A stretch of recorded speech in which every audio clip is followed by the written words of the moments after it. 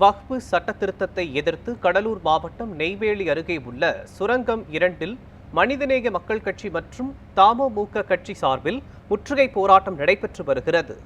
இதுகுறித்த கூடுதல் விவரங்களை நமது செய்தியாளர் விவேக் வழங்க கேட்கலாம். விவேக், வக்ஃபு சட்ட திருத்தத்தை எதிர்த்து 2வது சுரங்கம் முன்பு தமுமுக கட்சி மற்றும் மாமக கட்சி போராட்டத்தில் ஈடுபட்டிருக்கின்றன. அது பற்றிய முழுமையான விவரங்களை பதிவு பண்ணுங்க. வணக்கம் மோகன். நாடு முழுவதும் இஸ்லாமியர்களின் பல்வேறு சொத்துக்களை நிர்வகிக்கும் அமைப்பாக வக்ஃப் வாரியம் செயல்பட்டு வருகிறது.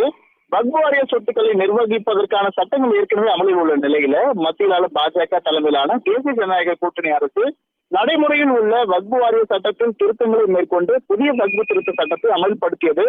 இதற்கு நாடு முழுவதும் பல்வேறு அரசியல் கட்சிகள், இஸ்லாமிய அமைப்பினர்கள் தொடர்ந்து எதிர்ப்பு தெரிவித்து பல்வேறு போராட்டங்களை நடத்தி வருகின்றனர்.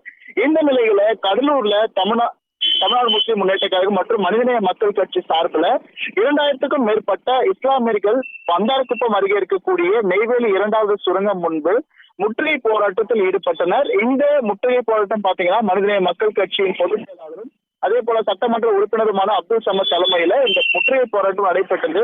முற்றுகை போராட்டத்துக்கு முன்னதாக சுரங்கம் 2 முன்பு 1 கிலோமீட்டர் தூரத்திலிருந்து பேரணியாக வந்து தேசிய கொடியை கையில் ஏந்தி பேரணியாக வந்த அவர்கள் சுரங்கம் முன்பு வந்து முற்றுகைக்கு ஆர்ப்பாட்டத்தில் ஈடுபட்டனர்.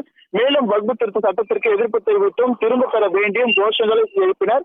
இதன் காரணமா அந்த பகுதியில, இந்த போராட்டத்தின் காரணமா அந்த பகுதியில பெரும் பரபரப்பு ஏற்பட்டது.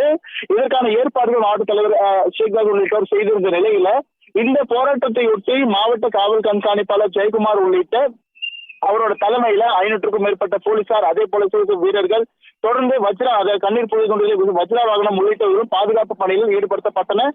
தொடர்ந்து இந்த முற்றுகை போராட்டத்தை அடுத்து போராட்டத்தில் ஈடுபட்ட சட்டமன்ற உறுப்பினர் உட்பட பெண்கள் என 2000க்கும் மேற்பட்ட இஸ்லாமியர்கள் கைது செய்யப்பட்டு தற்போது தனியார் திருமண மண்டபத்தில் அடைத்து வைக்கப்பட்டுள்ளனர்.